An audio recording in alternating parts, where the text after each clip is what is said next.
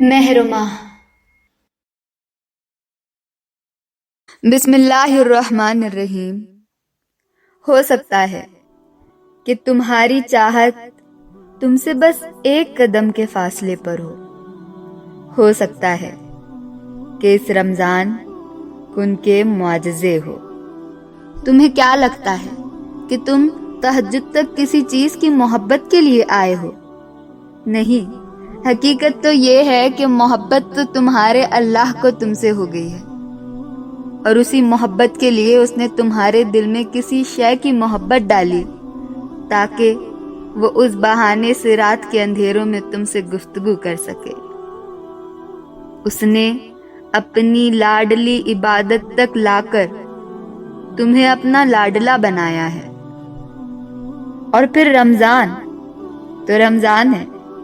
رمضان میں پڑھی گئی ایک فرض 70 فرض کے برابر ہے، تو تم حساب لگاؤ کہ اس مہینے میں پڑھی جانے والی تہجدوں کا تمہارا کتنا حساب بنے گا۔ اور پھر اللہ تو تمہاری ایک تہجد سے بھی خوش ہو جائے گا۔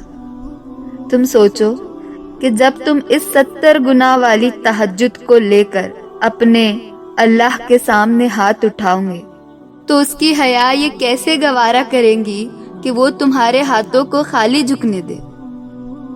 اور جانتے ہو اللہ کیا کہتا ہے؟ وہ کہتا ہے کہ میں اپنے وعدوں کا بڑا سچا ہوں، اپنے وعدوں سے کبھی مکرتا نہیں، اور یہ اسی کا وعدہ ہے کہ جب کوئی پکارنے والا مجھے پکارے گا تو میں جواب دوں گا۔ اور پھر رمضان تو صبر کا مہینہ ہے، اور دعائیں بھی صبر مانگتی ہے، اور صبر انعام دیتا ہے۔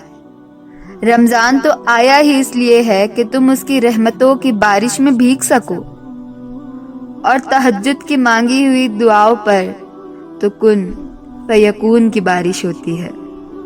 تہجد تو محبت کی تکمیل کا نام ہے۔ اور جب تم رمضان میں تہجد کے لیے مصلی پر کھڑے رہو گے نا، تو یاد رکھنا کہ تم اس در پر پکار لگانے آئے ہو جہاں سے لبیک کا آنا لازمی ہے۔ تم اس مہینے میں پکار لگانے آئے ہو جہاں اس نے ہر چیز کا 70 گنا بڑھا کر تمہیں اپنی رحمتوں سے نوازنے کا وعدہ کیا ہے۔ اور اگر یہ بھی تمہیں قبولیت کا یقین نہ دلا پائے تو تم یاد رکھنا کہ تم اس وقت پر آئے ہو جب اللہ پہلے آسمان پر آ کر یہ کہہ رہا ہے کہ کوئی ہے مانگنے والا جو میں اسے عطا کروں۔ تم صرف ایک چیز، ایک لمحے کے لیے روتے ہو، تمہاری دعائیں تو تمہاری پوری زندگی بدل سکتی ہے۔ تم یہ تو نہیں سوچ رہے نا کہ اللہ نے اب تک کی دعائیں قبول نہ کی، یعنی اس نے اب تک کی دعائیں رد کر دی؟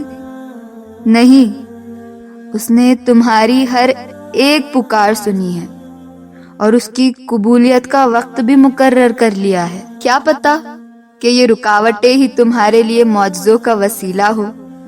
کیا پتا کہ جو نصیب میں نہیں وہ دعاؤں کے ذریعے ہی ملنا ہو؟ کیا پتا تمہاری آزمائش کے بعد ہی تمہاری دعا کا پورا ہونا ہو؟ کیا پتا جو تمہیں تاخیر لگ رہی ہے وہ تمہاری خیر ہو؟